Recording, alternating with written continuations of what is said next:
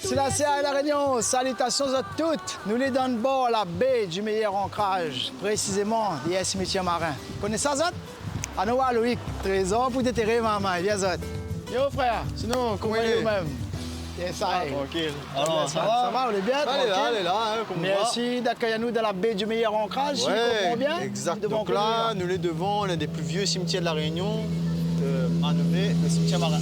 Yeah, cimetière marin. Donc, n'a rien de marin, non, t'es de là? Non. Oh, on est à de monde. Non, on est à de monde, que ça? Enfin, quand c'est un cimetière, elle a fait côté la mer, donc on appelle ça cimetière marin. Cimetière marin, alors. Alors là-dedans, en fait, déjà, c'est un cimetière qui date de 1788. Et c'est un cimetière, finalement, on avait conçu pour mettre rien que de monde confession catholique, hein, évidemment, et de monde libre. Donc les esclaves n'avaient pas le droit d'être enterrés ici dedans. Le concepteur du cimetière, il avait dit, par contre, nous enterrons de monde, quelle que soit l'origine. Une fois que la peau, l'appuie sur le zoo, là, le zoo est blanc. Hein.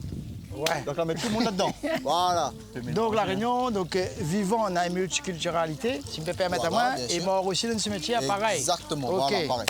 Et là, cette unité de monte à haut, là, nous avons ici, c'est la tombe d'une esclave affranchie qui s'appelle Delphine Elod. Quand elle est morte, donc ses maîtres l'avaient affranchie à elle, donc de son vivant, et quand elle arrive, qu'elle est décédée, elle a voulu enterrer elle dans le cimetière marin. Donc, elle a fait une pierre tombale pour elle, elle a rendu elle hommage. Bien des années plus tard, elle a eu la bonne idée de prendre la pierre tombale de Delphine Elod, de retourner la pierre sur la tombe de la Buse. Poudiao, finalement, n'a pas respecté elle, et alors qu'elle était bien enterrée dans le cimetière marin. Les esclaves, eux n'étaient pas enterrés dans le cimetière classique. Non, les esclaves, comme tu es considéré comme des animaux, tu es enterré dans le sable derrière. Donc on voit la différence de traitement qu'elle avait. Bien sûr, comprend. Et finalement, voilà. Il étonne pas moi, il y a des vivants qui ne traitent pas ça. Donc les parents, ils sont pas exotes. Exactement. Le trésor la Réunion, il y a un tacon qui était caché ici, notamment ça de la Buse. On a été connu que il vaut mieux mettre toujours un petit morceau sur la place. C'est là il vient le trésor de la Buse. Et du coup, son tombe, où c'est là du coup? Son tombe, les donne fois. Nous allons aller voir. Ah, il faut nous ressortir. Donc ça, c'est la tombe de la Buse. Donc il est enterré de là? Voilà, en fait, c'est sa fausse tombe. Il est mort donc en 1730. Après, comme on a la mettre la main sur lui, il était à Madagascar là-bas. On a ramené ici Saint-Paul, la Pandali.